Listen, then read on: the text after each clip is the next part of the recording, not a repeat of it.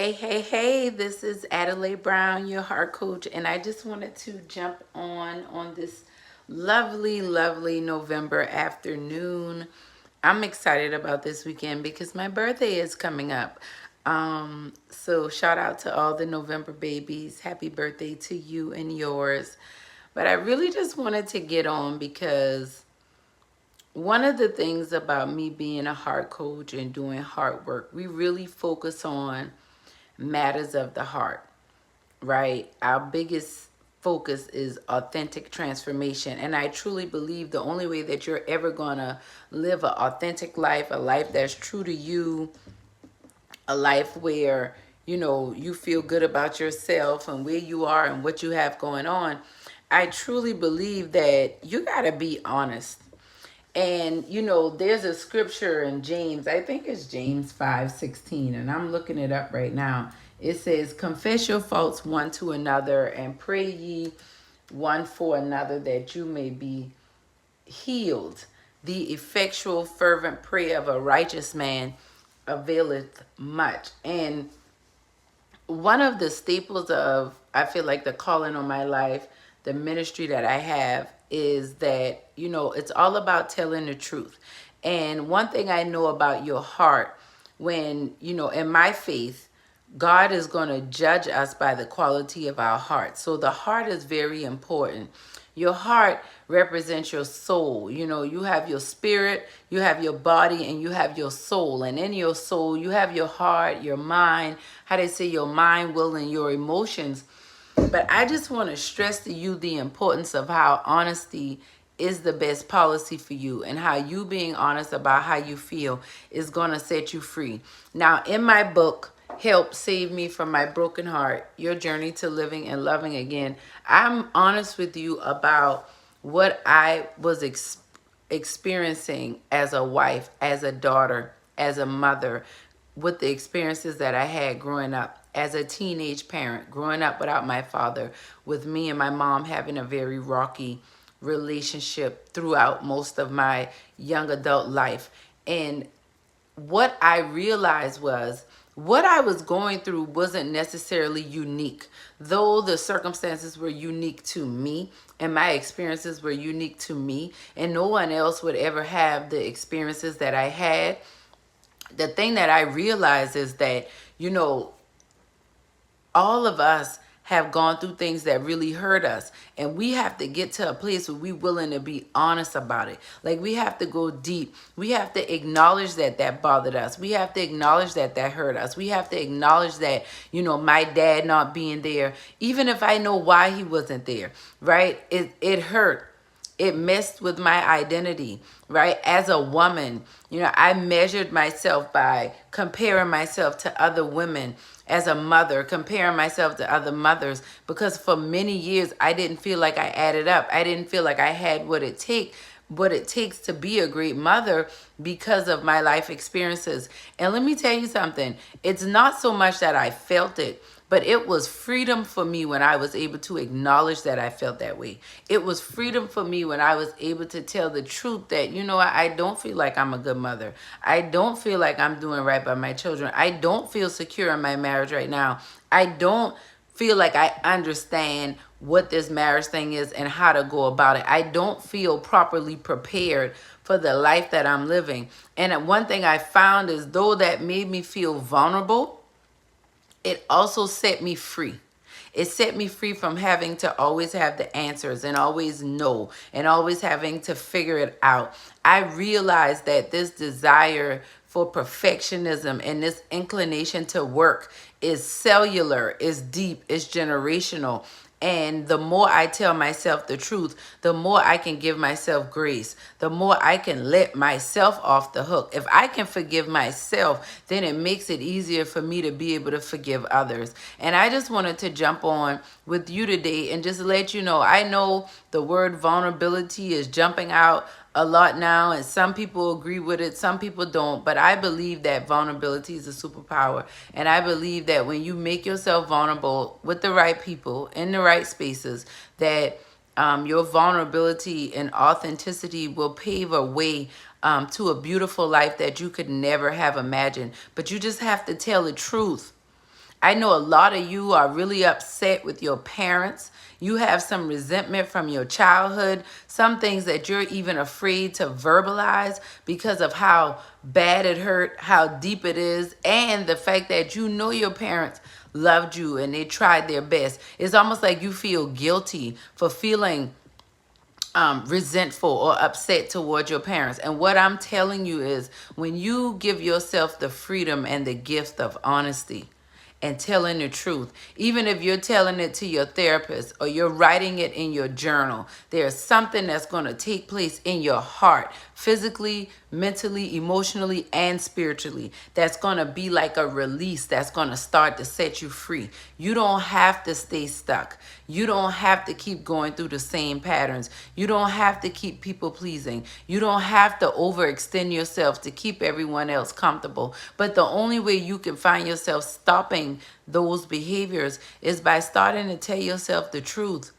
Tell yourself the truth about how you feel. It's time for those layers to be peeled away. And just like James is telling us, confess your faults one to another and pray one for another that you may be healed.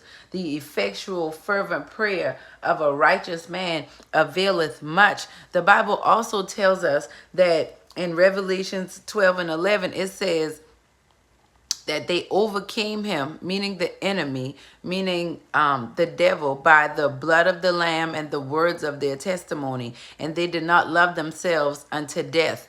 And the thing I need you to understand is that your story is powerful. What you've gone through has meaning, even if you can't completely understand it right now. Just because you can't understand it doesn't make it real. Just because you can't understand it does not mean that it's not taking place in your life. And all I'm saying is tell the truth. Be honest with yourself. Journal. Like, one of my biggest things that I do as a coach, no matter if I'm doing heart coaching, business coaching, I'm always encouraging my clients to journal. Like, I really need you to journal. I really need you to start to tell the truth. I call it like mental and emotional dumping. Because when you start to just tell how you're feeling and you start to share those experiences, what happens is you make a release in your soul. You make room for healing to take place, for clarity to come about, and understanding to bud in your life. But if you won't tell the truth, then you stay clogged up. It's like you're stopping the flow because you're being dishonest. And when we're dishonest with ourselves, we attract that from other people. We attract that in our life experiences. It's very important for us to begin to tell the truth. And I'm not saying get on a bullhorn and start yelling your most intimate secrets to people. But what I am saying is get a journal. And whatever you're feeling, don't judge it. Write it down. I don't care if you think it's a bad thing to feel. It's not. Like, you got to get it out. You got to tell the truth. You got to stop comparing yourself to other people. You got to stop looking to the left and looking to the right and trying to figure out what's better or convincing yourself how much you better than other people. No, right now, the biggest enemy you have is your inner me. You got to start looking at yourself and giving yourself grace and forgiving yourself. And the only way you can do that is by being honest. I was being very active in the church, and I was reading my Bible, and I read the 10 Commandments, and I read in Romans chapter 12, and I realized that, my relationship with my parents was integral in my purpose being fulfilled in Christ, me pursuing my passion and living on purpose, right? And one of the things I realized was I had to be honest with God about how I felt about my mother and my father. Because if I wasn't honest with God about how I felt about them, I was going to see that same pattern replay again with me and my children. So I knew it wasn't, quote unquote, right to feel like I didn't like my mom. I didn't like my dad. I didn't want to be around them. I felt like I had to give too much and put too much out just to get love from them. I felt like love was conditional. As long as I did right, as long as I didn't ruffle any feathers, didn't ask any questions that were too difficult, then love was okay. But if I did, then there was a problem. And one of the things that I realized is that I had to be honest with myself I had expectations of my parents that really were covering up my frustration and anger with myself and with God. But when I started to tell the truth, I would journal some of the nastiest, ickiest, stinkiest, ugliest thoughts and feelings that I knew were not the truth, but they were thoughts and feelings that I had that I needed to release. And just like you have to release waste from your body that doesn't smell good, right? That could be harmful if you were to take it back in. But you have to get it out of your body. You also have to get waste out of your soul. You have to allow your heart to release and flow freely. And the only way you're going to do that is by being honest and telling the truth. So start to tell yourself the truth. How do you do that? Get your journal. Start journaling. Start praying. Start meditating. Start praying and asking God to show you the truth about yourself, to help you be more honest, to be more authentic, to be more real, and watch how God works this thing out for you. But you gotta be willing to be honest and tell the truth. It blows my mind when I see people's lives change and their relationships become enhanced because they start to tell the truth. And yes, it's uncomfortable because when you start to tell the truth, there are people who have gotten very comfortable with you living a lie. And once you start to live in your truth, the truth that God has empowered you to live in, it's going to frustrate and make some other people uncomfortable. But you can't control them. The only person you can control is you.